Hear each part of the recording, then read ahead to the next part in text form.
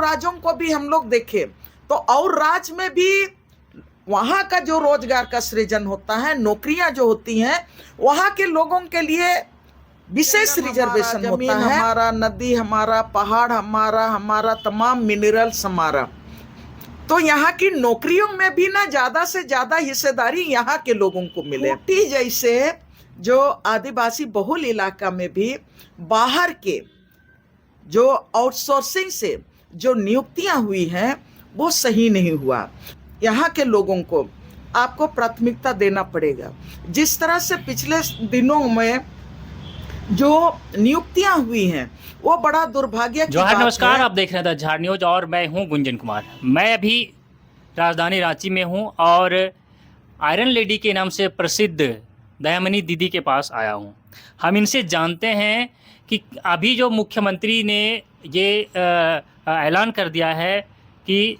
आने वाले 90 दिनों के भीतर झारखंड में कई अलग अलग विभागों के तहत लगभग 28,000 से ज़्यादा सीटों पर नियुक्ति प्रक्रिया पूरा करा लिया जाएगा, इस तरह से ऐलान हुआ है। तो कुछ युवा वर्गों का, कुछ सामाजिक कार्यकर्ताओं का ये कहना है, ये मानना है कि जिस तरह से पहले से युवा वर्ग, राज्य के युवा वर्ग ठगाते आ रहे हैं और इस सरकारी नौकरी में आप ऐसे कहिए कि रोज़गार पाने वालों में बाहरी लोगों का अधिक दबदबा रहा है। ज़्यादा संख्या में बाहरी लोग अब भी झारखंड में देखे जा रहे हैं। तो इस बार इस नियुक्ति प्रक्रिया में क्या लग रहा है कि राज्य के युवाओं का हिस्सेदारी अच्छा खासा रहेगा, या आप ऐसे कह सकते हैं कि क्या राज्य के लोगों को इस नियुक्ति प्रक्रिया में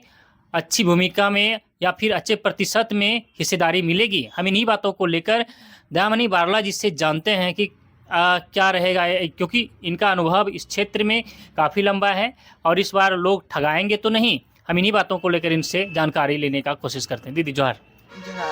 एक तो हमारी सरकार, अबुआ सरकार, सब कोई मिलके बनाए हैं और जब हम लोग अबुआ सरकार सब कोई मिलके बनाए हैं, लेके आए हैं, वापस लेके आए हैं और हम लोगों ने भारी मतों से अपनी सरकार को बनाए हैं। तो जो सवाल आपने किया और वो तमाम सवाल हमारे झारखंड के युवाएं कर रहे हैं, आदिवासी कर रहे हैं, मूलवासी कर रहे हैं, दलित समुदाय सब कोई मिलके कर रहे हैं। निश्चित रूप से शंका आशंकाएं होनी चाहिए और इसलिए ये शंका और आशंका बनी हुई है कि झारखंड अलग राज्य बने हुए 24 साल ऑलरेडी हो गए और इस 24 साल में जिन मकसद को लेके झारखंड अलग राज्य की लड़ाई लड़ी गई और झारखंड अलग राज्य में युवाओं ने बड़े शिद्दत के साथ झारखंड अलग राज्य की लड़ाई में भी हिस्सेदारी उन्होंने दी और झारखंड अलग राज्य बनने के बाद जो चीज़ें अभी तक लोगों ने अनुभव किया, जो कड़वा अनुभव लोगों को मिला है कि जिस मकसद के लिए झारखंड अलग राज्य बना था वो मकसद पूरा नहीं हुआ। चाहे रोजगार की बात करेंगे, चाहे तो आपका तमाम जो नीतियां जो हैं, यहाँ के स्थानीय लोगों के जो हक और अधिकार हैं उनको सुरक्षित रखने वाली जो तमाम नीतियां हैं उनको बाखूबी जो उनके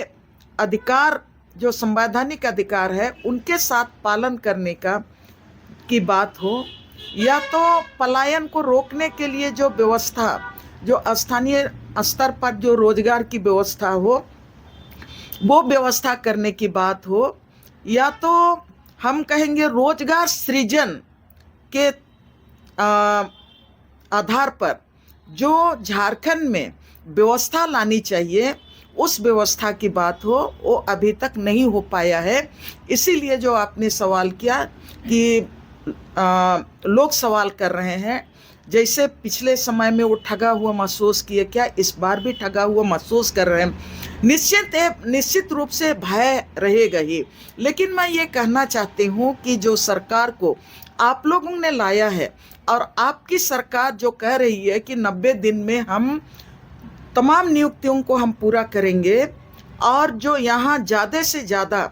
स्थानीय लोगों को रोजगार देने का काम करेंगे, जिसमें उन्होंने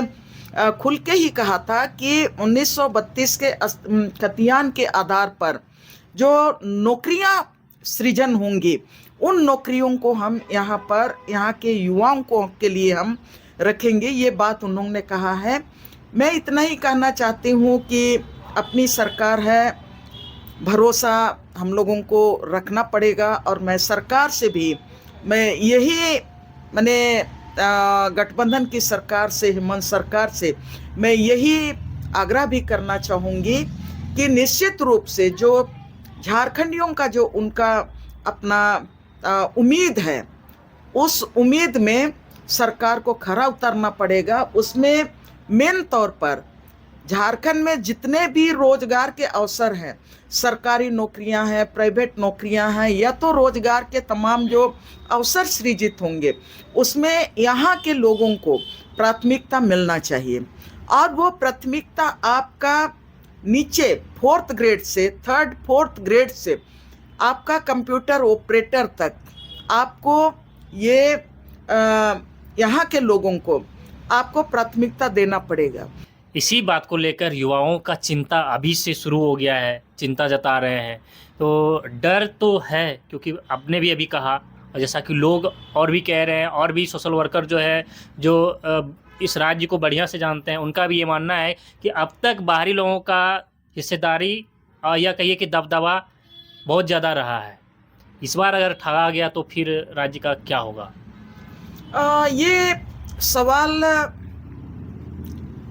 वो जायज सवाल है। झारखंड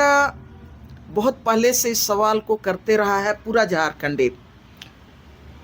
मेरा मानना है कि अभी हमारी गठबंधन की सरकार को जो आपने जो सवाल किया हिस्सेदारी का बात, हिस्सेदारी झारखंड अलग राज्य भी बना कि यहाँ के लोगों को ज़्यादा से ज़्यादा हिस्सेदारी मिले। जंगल हमारा, ज़मीन हमारा, नदी हमारा, पहाड़ हमारा, हमारा तमाम मिनरल्स हमारा। तो यहाँ की नौकरियों में भी ना ज़्यादा से ज़्यादा हिस्सेदारी यहाँ के लोगों को मिले। जो आज तक होते आया है उसको आपको पलटना पड़ेगा। इसलिए पलटना पड़ेगा कि और राज्यों को भी हम लोग देखें तो और राज्य में भी वहाँ का जो रोजगार का सृजन होता है, नौकरियां जो होती हैं, वहाँ के लोगों के लिए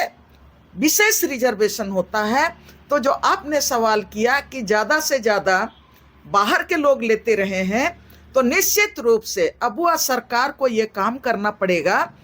और ये पूरा हिम्मत के साथ काम करना पड़ेगा और यहाँ के जनता के सवालों के साथ खड़ा उतरने के लिए ये काम करना पड़ेगा कि हाँ, हमारी सरकार आई है तो यहाँ के लोगों के साथ सामाजिक न्याय हुआ है, आर्थिक न्याय हुआ है, ये राजनीतिक न्याय भी होगा।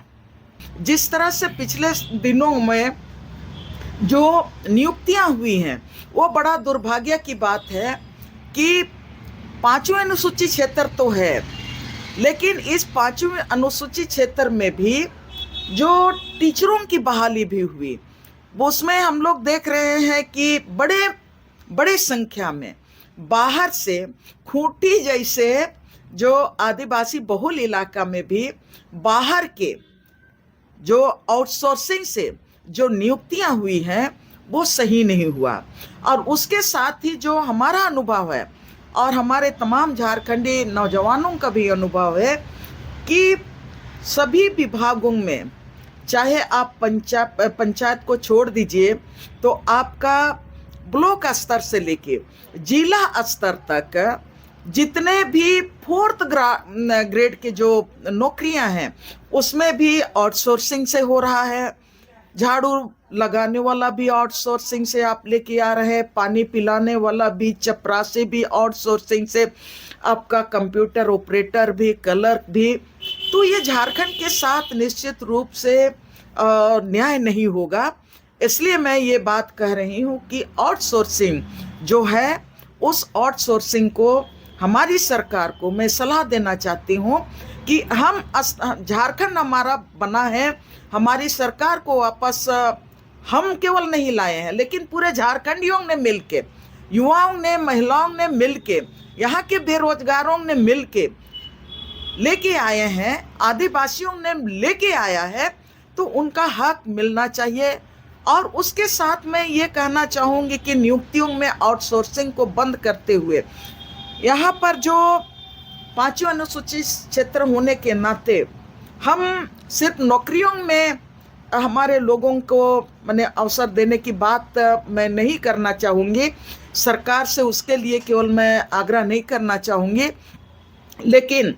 जिस तरह से फॉरेस्ट राइट एक्ट में माइनर मिनरल्स हैं, यहाँ से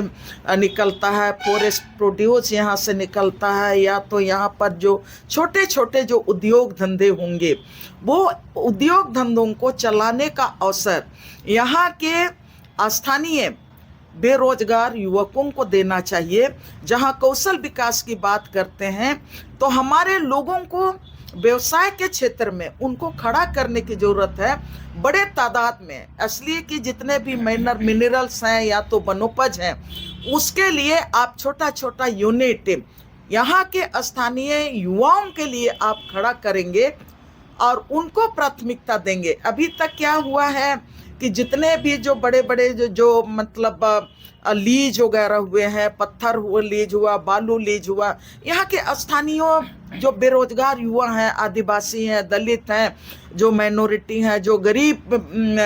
गुरबा परिवार से आते हैं, जो ग्राम सभाओं के साथ जो जुड़े हुए हैं, उनको नहीं मिलता है। तो इसलिए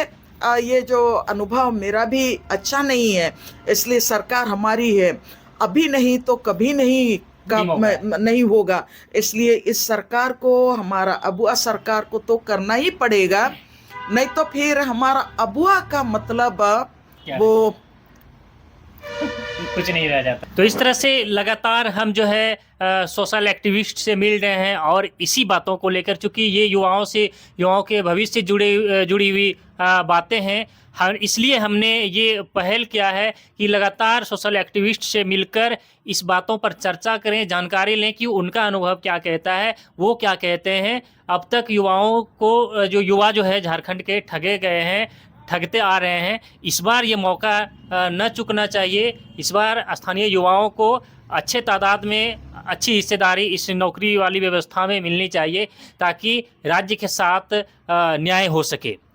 खैर, चलिए हम इन्हीं बातों को और इस अभियान को लगातार आगे बढ़ाते रहेंगे और भी एक्टिविस्ट से मिलेंगे और इस बातों को लगातार हम चर्चा का विषय बनाए रखेंगे और इस पर आपको जानकारी उपलब्ध कराते रहेंगे। आप भी क्या कह रहे हैं, क्या सोच रहे हैं, ज़रूर बताइएगा और इस मैसेज को हो सके तो सरकार तक पहुंचाने का प्रयास करिएगा। चलिए फिलहाल बने रहिए हमारे साथ, देखते रहिए द झार न्यूज़।